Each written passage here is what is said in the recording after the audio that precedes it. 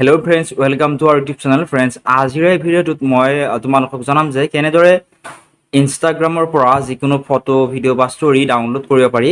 ভিডিঅ'টো তোমালোকে একেলগে চাই থাকিবা আৰু যদিহে ভিডিঅ'টো চাই ভাল পোৱা চেনেলটো ছাবস্ক্ৰাইব কৰিবলৈ নাপাহৰিবা। ইনষ্টাগ্ৰামৰ পৰা ফটো বা ভিডিঅ' ডাউনলোড কৰিবৰ বাবে তোমালোকক এটা এপ্লিকেশ্যনৰ প্ৰয়োজন হ'ব।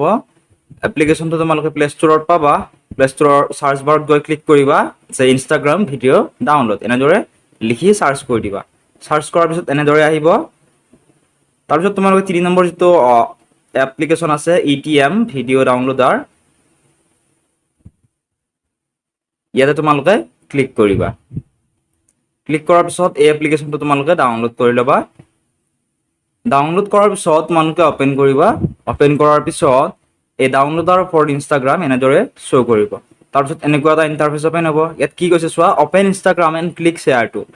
তোমালোকক ইনষ্টাগ্ৰাম অ'পেন কৰিবলৈ দিছে আৰু ইয়াত যে থ্ৰী ডটছ আছে, ছবিবিলাকৰ কাষত 3 ডটছ বুলি আছে, ছবি বা ভিডিঅ'বিলাকৰ কাষত তাত থকা 3 ডটছত ক্লিক কৰিলে ইয়াতে শ্বেয়াৰ টু বুলি আহিব।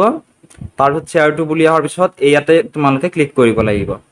ক্লিক কৰাৰ পিছত ডাউনলোড হৈ যাব। আৰু যদিহে এনেদৰে ডাউনলোড কৰিব নিবিচাৰা তেনেহ'লে 3 ডটছত ক্লিক কৰি তোমালোকে কপি লিংকত ক্লিক কৰিবা। এনেদৰে কপি লিংকত ক্লিক কৰিবা। তাৰপিছত লিংকটো কপি কৰাৰ পিছত এই এপ্লিকেশ্যনটো অ'পেন কৰি ল'বা। অ'পেন কৰাৰ পিছত ইয়াতে এনেদৰে যিটো লিংক কপি কৰিছিলা সেইটো ইয়াতে পেষ্ট কৰি দিব লাগিব। দিয়াৰ পিছত ডাউনলোড কৰিব লাগিব ডাউনলোড অপশ্যনত। গতিকে এইখিনি হৈ যোৱাৰ পিছত ইয়াতে থকা গত ইয়াতে তোমালোকে ক্লিক কৰিবা। ক্লিক কৰাৰ পিছত ধৰি লোৱা তোমালোকে এইখন ফটো ডাউনলোড কৰিব বিচাৰা বা এইটো যিকোনো এটা ভিডিঅ' ডাউনলোড কৰিব বিচাৰা, ইয়াতে তোমালোকে 3 ডটছ আছে ইয়াতে ক্লিক কৰিবা।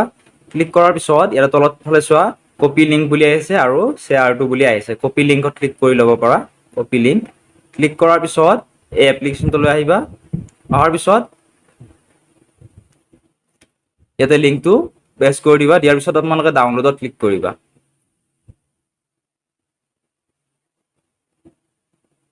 ডাউনলোডৰ ক্লিক কৰাৰ কিছু ছেকেণ্ডৰ পিছতে ফটোখন ডাউনলোড হৈ যাব।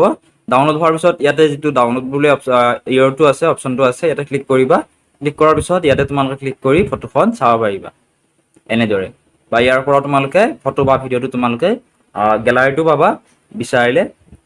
গতিকে এনেদৰে ইনষ্টাগ্ৰামৰ পৰা যিকোনো ফটো, ভিডিঅ' বা ষ্টৰি তোমালোকে ডাউনলোড কৰিব পাৰিবা। ষ্টৰিটো ঠিক কেনেকুৱা, ইনষ্টাগ্ৰামৰ ষ্টৰিত যাবা, যোৱাৰ পিছত সেই লিংকটো কপি কৰি ইয়াতে পেষ্ট কৰি দিবা, দিলে ডাউনলোড হৈ যাব।